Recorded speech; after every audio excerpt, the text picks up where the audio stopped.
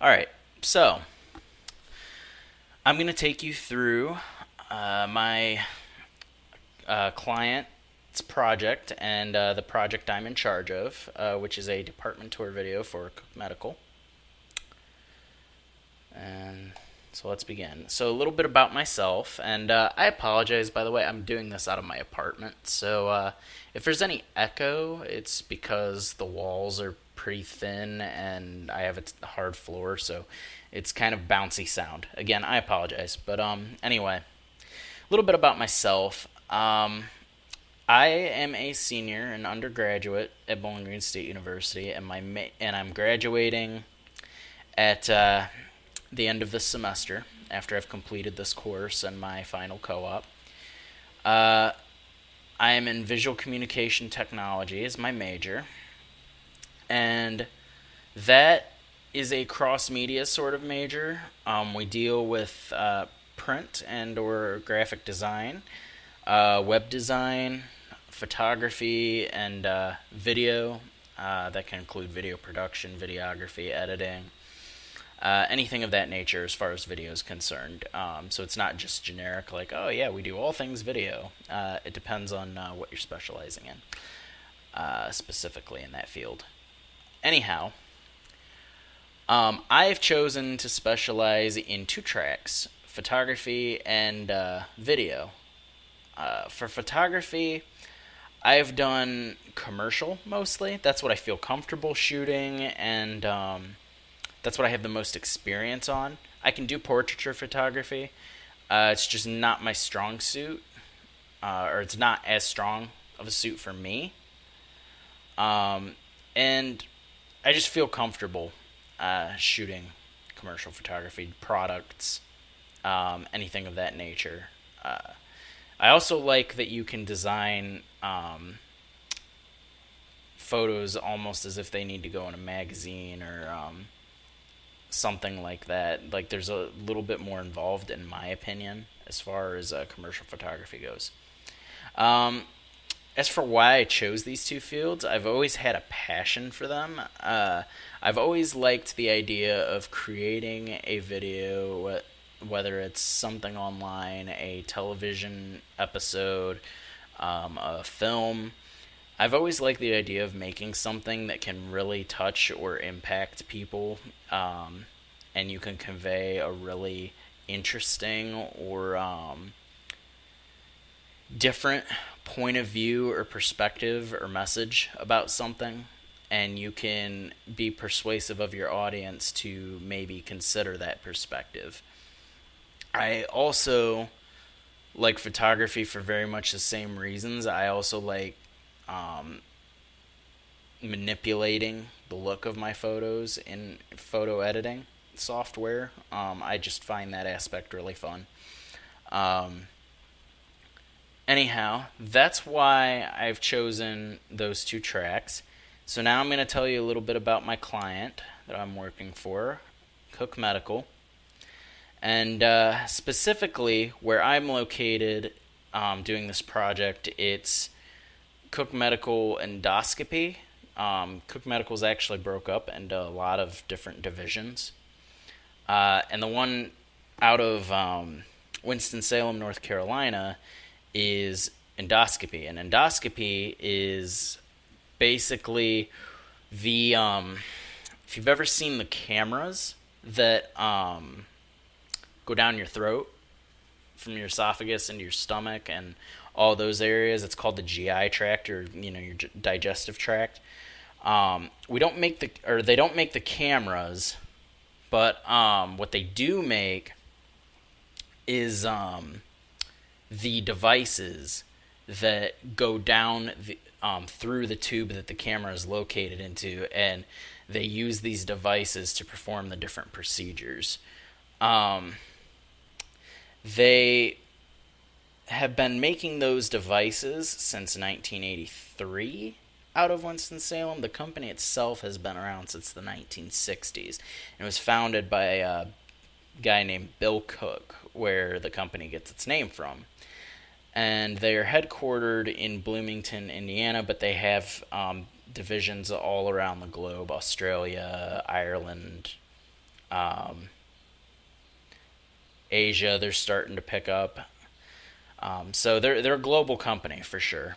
And when I say we make or we make medical devices, I say we because not only is this place my client, it also happens to be my final co-op, and this project happens to fall under the category of expanding in areas outside of my typical responsibilities at this co-op.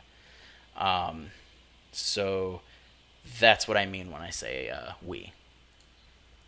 So, getting into the problem that Cook Medical was having, Cook Medical needed a department based virtual tour. And the whole idea behind that was they wanted to show new employees a broad overview of the company and the departments, so that when they hear places like regulatory or sustaining engineering or engineering test lab, all these raw materials, all these places, they would understand, in a broad sense, of course, what these departments do and how they impact the making of a medical device.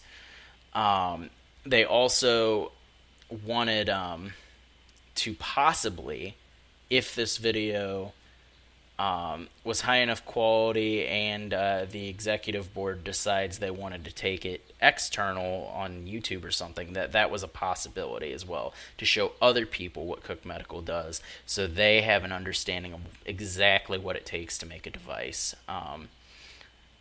So that is the problem they were facing, was being able to convey what Cook Medical does exactly, besides manufacture medical devices, what that takes, all the departments and the people in them, helping to realize just how much it takes. Cook, up until now, has never had a media resource like this. They have considered doing a department-based virtual tour for a long time, and it's just never lifted off of the ground because they haven't had the resources or the time, and two, they've been dedicated to other projects across the board, and this one kind of got not discarded but pushed back in terms of priorities. But Cook is growing as a company, and the departments and the people in them are growing as well, and Cook really wants to showcase the different people and departments that it takes to really make a medical device. So, how are we solving the problem that they presented to me? We're creating a video that's going to show each department, and what that's going to take is putting each department, including every department, in an open field for each shot, and we'll record them standing there, and we'll cut between each one over narration. And over these narrations, we'll include each department at work as it's being explained. This will basically provide the depth of each department and how many people it's going to take to make these devices. What else is going to be involved in making this video possible? Well, originally, it was just going to be the departments in the open field, and we'd just have a drone overhead shot of the entire campus. And this shot of the campus would show just how many buildings there are and how big Cook Medical Endoscopy is. However, after reviewing with some consultation, we decided that it needed to be more than that. It needed to show the life cycle of the product in a small way, and it needed to discuss where they work as well, which is where the B-roll part, the extra footage part, got involved above with each department at work over each explanation of that department. So the rest of the idea was at the beginning we were going to have a time lapse of entering the building after the overhead drone shot, and it was going to be of a product coming out of the raw materials for a product, excuse me, coming out of a truck and being cycled through time lapse wise, so it's sped up, so you don't see the whole process in real time of a device being made until it gets shipped out around the globe. And this would be narrated by the Cook Endoscopy president, Barry Slowey. Afterwards, after he finishes his bit, it would cut to him, and he would basically say, wait a minute, I haven't explained the most important part or introduced the most important part to you. And he breaks the fourth wall, and he's talking about the people. And he says basically none of what you've just seen is possible without great employees. And it goes backwards really fast through the time lapse, and then it cuts to the field shots and goes into the whole original idea. So, what was the process to get to the point where we could shoot this? We had to write a script that explains each department clearly, and it's easy for the narrator to read. So we had to go into a broad overview of each department and make sure each department was okay with what was being said. Specifically, we'd email and talk with each department head.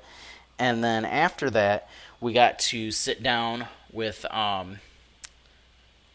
Eric, my client. We got to sit down with his executives, basically, to decide if what was being said was okay with them and if we included everybody, because there's a lot of departments here. There's at least double digits, probably near 20. I don't remember because I don't have the script on hand at this moment. But we got to know exactly who all we included and if we were detailed enough, and if they liked the idea and the way we arranged things. And eventually we got to that point. It took a while, and it took a couple of meetings actually to sort that all out, but we got there. Afterwards, it took out drawing a shot list, and I drew this up. It was a rough preliminary, but basically it was just to make sure that we know each shot that we want to get when we actually shoot this. And we know,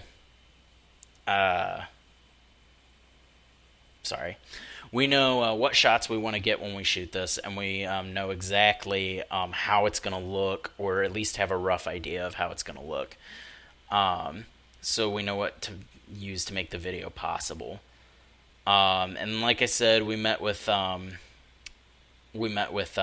Eric and his executives to figure out, because he answers to them, and they make sure everything is okay, as well as regulatory department making sure everything we're saying is okay.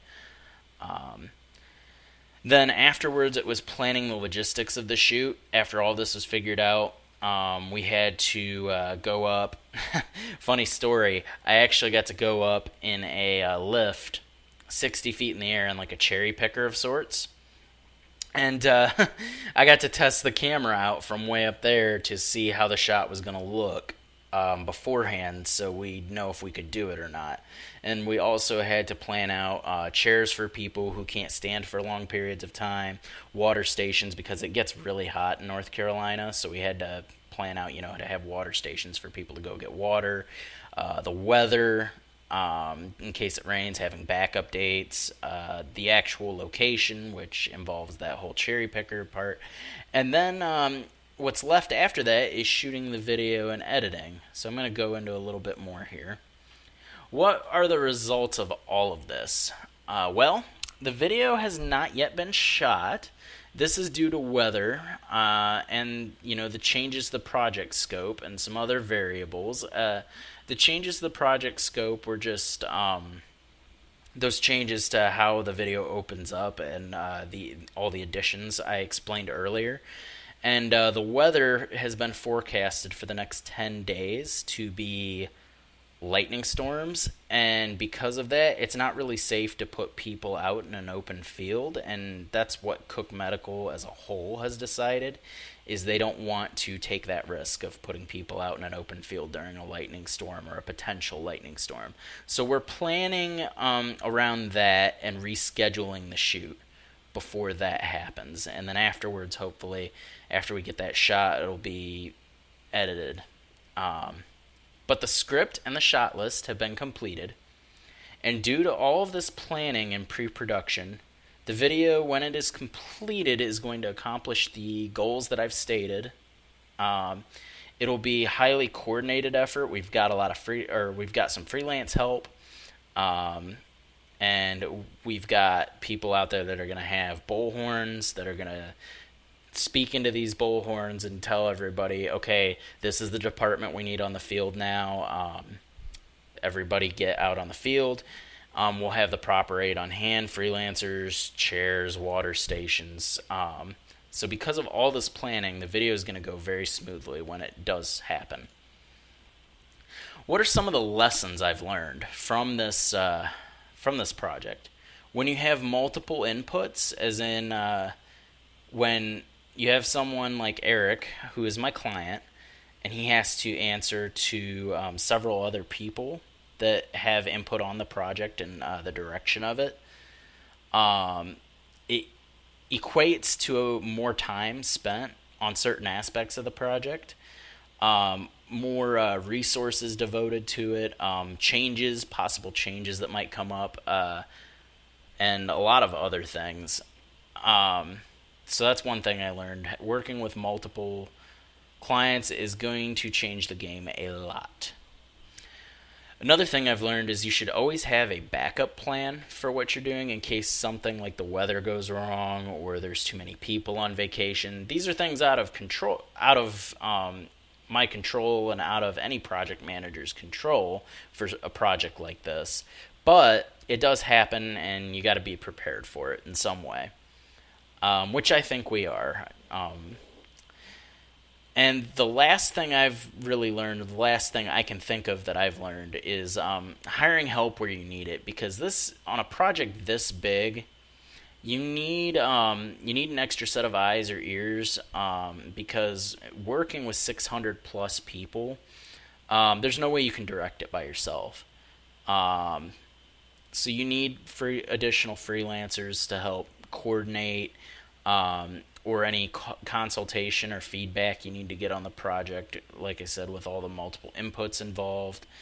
So those are the main things I learned working on this project, and it's really helped me grow, I think, as a project manager, and it's really helped me for the future if I go more into freelancing with other companies or other clients. So wrapping this all up, for me, this was a really fun project. It was satisfying. It was extremely challenging in different ways, especially in the pre-production areas and the logistics planning. Planning out everything logistically in that way, I've never had to do before in such detail. So it was great to be able to do that. And it brought a lot of satisfaction to Cook Medical and my client, Eric, to know that this project is far enough along that it's going to get completed. And like I said earlier, this was my most challenging project in terms of the amount of people, the pre-production planning, the amount of equipment involved, the amount of stuff in the video for what it is. A lot of stuff's gone right. The amount of planning, I think, has led to a video that is going to be great when it gets shot. The things that could have gone better, we could have started on the project earlier, as far as getting feedback from the higher ups. But the problem with that is we can't control their schedule, because they have things they need to do for the company to make sure it keeps business running smoothly. So it's a bit out of control, but it is still a factor ultimately. And along with that, client feedback in a timely manner could have went better. We could have started on this shoot a week earlier and not had to worry about the weather, and that's why I say all of this. But like I said, ultimately some things can't be controlled. The weather, people on vacation, additional changes that I couldn't foresee. I didn't foresee any changes to what the original intent of the project was. But that's that. That is my project that I am in charge of. And if you have any questions, feel free to message me on Canvas or email me at dbarnet@bgsu.edu, and I will happily take them. Thank you so much for listening, and I hope you have a good evening.